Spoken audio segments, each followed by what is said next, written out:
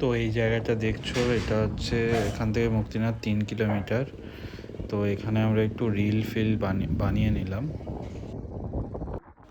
Hi guys, আমি জয় আর একটা নতুন মিনি ব্লগ নিয়ে তোমাদের সামনে চলে এলাম। গত ভিডিওতে দেখেছিলে তোমরা আমি মুক্তিনাথের রাস্তায় ছিলাম। তো এই জায়গাটা দেখছো, এটা হচ্ছে এখান থেকে মুক্তিনাথ 3 কিলোমিটার। তো এখানে আমরা একটু রিল ফিল বানিয়ে নিলাম।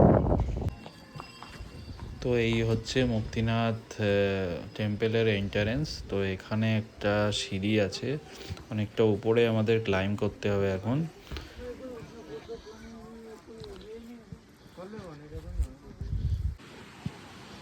তো এখানে এখন টেম্পারেচার 4 ডিগ্রি সেন্টিগ্রেড গুগল বলছে। আর এখানে আসার সময় গ্রিনারি তেমনি দেখিনি, কিন্তু এই 15,000 ফিট মুক্তিনাথ মন্দির, এখানে মন্দির কর্তৃপক্ষ গ্রিনারি প্ল্যান্টেশন করেছে। খুব ভালো সুন্দর লাগছে এখানে। মুক্তিনাথ টেম্পলটা অ্যাকচুয়ালি ভগবান বিষ্ণুর।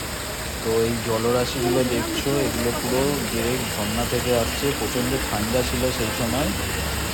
এই পুরাণে কথিত আছে এই জলরাশিগুলোয় যদি তোমরা পুরোটায় স্নান করো, কিংবা ঠান্ডার জন্য অনেকে মাথায় ঠেকাচ্ছে,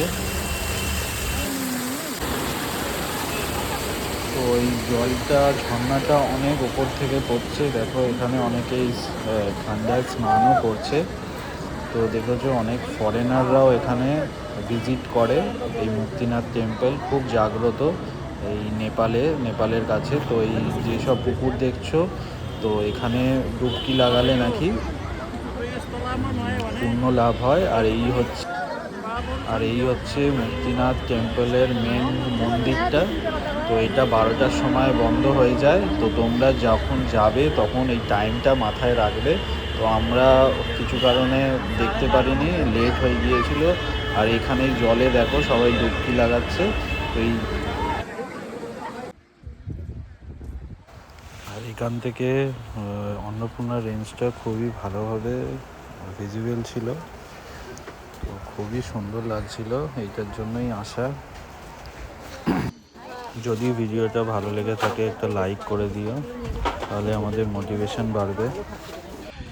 আর বন্ধুদের মাঝে শেয়ার করে দিও, যাতে যারা এখানে যেতে চাইছে তাদের একটু হলেও হেল্প হবে। আর যদি কোনো কিছু কোয়ারি থাকে তাহলে অবশ্যই কমেন্ট করে জানিও। আর এই ধরনের ভিডিও পেতে আমাকে ফলো কিংবা সাবস্ক্রাইব করে নিও।